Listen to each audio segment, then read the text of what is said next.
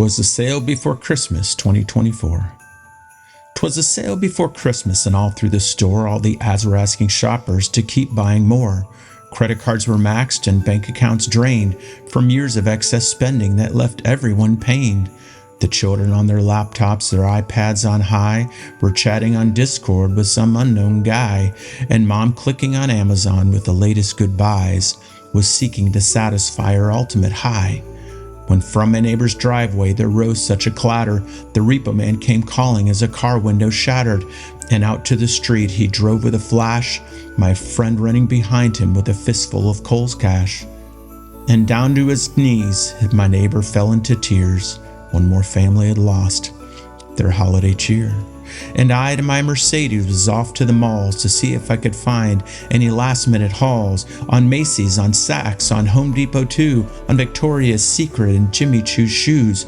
The sales were abundant, you name your price, but few had the money to buy anything so nice. I looked for a gift card with all intents to share, but felt caution to purchase, 'cause the store may disappear. So many to make happy with what I should buy, and when not getting what I've wanted, I've just learned to lie. And off to the toy store to see what I could find, to buy my kids' happiness, getting guilt off my mind. And what was I doing, spending without regard, when just the other day my wife cut up my card? On the news they've been saying our economy is ill, with layoffs and cutbacks and business in peril. Main Street is collapsing, possible foreclosures and more. No longer should we keep spending if the worst is in store. But Christmas is Christmas, I thought to myself, with Santa and Jesus and reindeers and elves. It's our birthright to have gifts flowing under the tree, while my kids make their lists for both Santa and me. How will they feel when I can't keep coming through with all of the presents that they expect too? When I thought of each one of our Christmases past, each one had to be bigger and better than the last. Christmas is here, I began to exclaim, and I have no more money and no one to blame. My wallet was empty, my value and worth lost. I'd become so addicted to what everything cost. Overcome with the guilt, wondering what it was about. It seemed to overwhelm me, and then I passed out. It was then that I felt like I fell into a dream that felt similar to the painting, they call it the scream.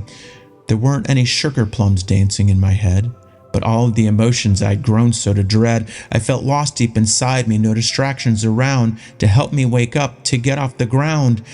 When all of a sudden, what appeared to me, two spirits approached and bent down on their knee, one in his sandals, the other with red hat, began to help me to see where our society is at. When the one in the sandals said, I did not come here to see you all spending your lives into eternity. I came here to spread peace, love, and joy, to live my life as an example to women, men, girls, and boys. But what have you done with what I had taught? I see you are reaping what all you have wrought. Why, there were gifts that were given on the day of my birth. My father did not request that they have monetary worth.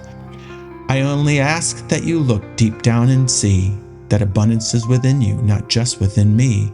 I don't know how to tell you how much you are loved. It won't come from a commercial, but within and above. The lessons have come to you through time and through pain. Find your strength through your kindness, not in inflicting pain. Arrogance has been your undoing, a teacher for sure, to help find humility in your truest heart so pure.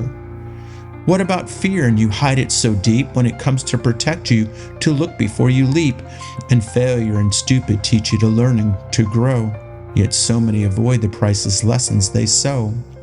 It's emotions that you were given as our Creator knew. Love is woven through all of them, not just a few. See the value in what each sound of them brings you, as each is part of the symphony of lifetime so true. And then who spoke next was the jolly old elf, who stated, I am the spirit that lives inside of the self. But the holidays are for buying, I thought deep inside.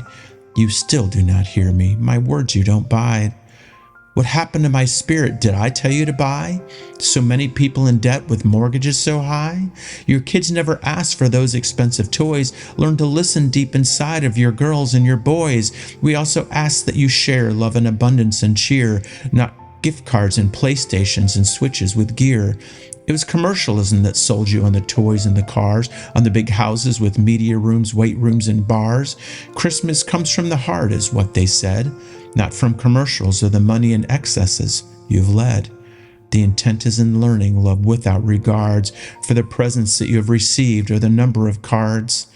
It's also time for you to learn to live in balance with Earth, one of the greatest gifts to you that God did give birth, for Christmas could not happen, and nor could you give if there was no planet on which you could live. I heard their words deeply as they helped me to my feet. I suddenly felt a new awareness. I felt a love so complete.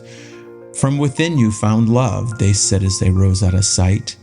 Merry Christmas to all echoed, and to all a good night. Dr. Eric Fisher, aka Dr. E, thank you, Clement Moore, for your inspiration.